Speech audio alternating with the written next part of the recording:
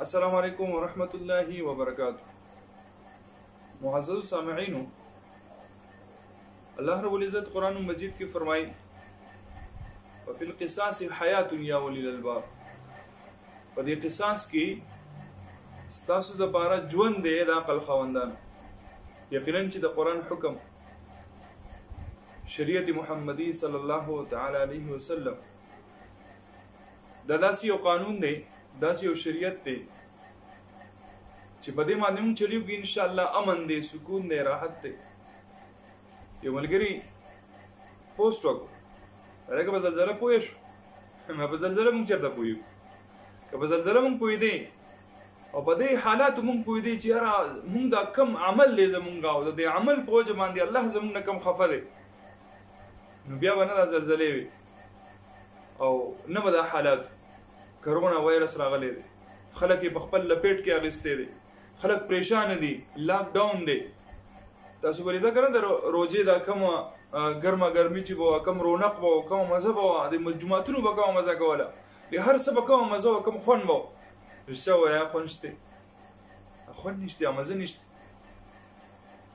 بس په دې ماښام کې یو پوسټ مې کتو، مې دا نورې خوشحالۍ یو طرف ته دي چې دا بېلابله خوشحالي ده. الله رب العزت زموږ د مسلمانانو په زندګو باندې، په عملونو باندې الله دې رحم وکړي. یو پوسټ مې کتو چې په مدین کې یو ماشوم دی، قرآن حافظ دی او هغه چا وجلی دی، په غرونو کې پروت دی او په دې ماشوم باندې په غرونو کې دا شپه تېره شوې ده. یاره څونه ظلم دی، یاره څونه زیاتې دی. د هغه مور او پلار زړه نه تپوس وکړئ د چا بچی قتل شوی دی.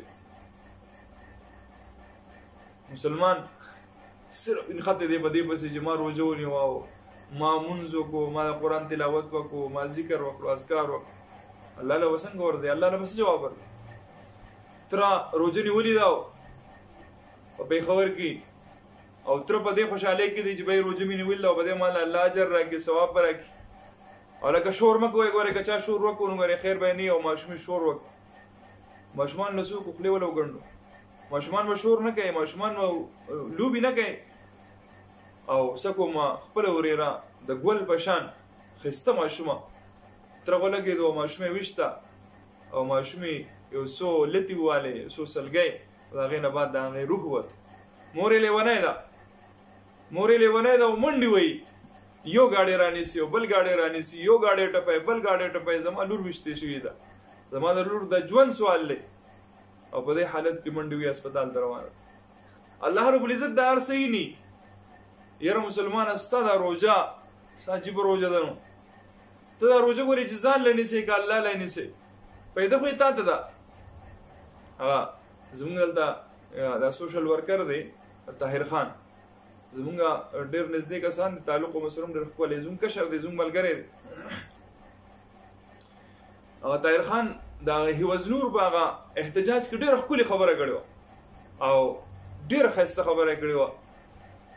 طاهر خان وایي زه دلته نن ناوتی یم، ما دا احتجاج کوم، ما دا د هیوزنور دپاره صرف نه کومه، دا زه د خپل بچي حسن دپاره کوم. یقینا هر سړی ویریږي څه شوه، خبره څه شوه، کم طرف ته خلک لاړه. یاره دا حکمرانان زمون خلک په دې پسې نښتي، پلانکي حکمران راغی، پلانکي پارټي ده، پلانکي پارټي، هر پارټي چې زما د بچي تحفظ ماله پکار دی. داسې یو قانون پاس کوي، یو بل پاس کوي چې دا ماشوم د ده سره زیاتې شوی دی، نور هر څه کېږي. زمونږ دومره زبردستې جنسۍ دي، زمونږ چېرته لاړه؟ دا د دې ماشومانو دا قاتلان دا چېرته دا بزغیب شو؟ یاره ډېره د افسوس خبره ده. ما اړه خو نن داسې دی جسم درد کوي په دې خبره باندې. یاره واړه واړه ماشومان څوک خپل بچي پرېښودی نه شي، بهر لوبې نه شي کولی، مدرسې او جومات ته نه شي تللی. یاره د الله د رضا دپاره د دې خبرې څه غم وکړو، فکر وکړو، د دې خپلو بچو په خپل هم لږ خیال ساتو، حفاظت یې کوو. مشکوک سړی موږ ته پته یار نن بچا باندې اعتبار وکړم زه. په واړی کې چې کوم دی ورکوټې ماشوم دی، خپل تره له راغلی دی، یاره په چا به اعتبار کوي؟ چا سره به خبره کوي؟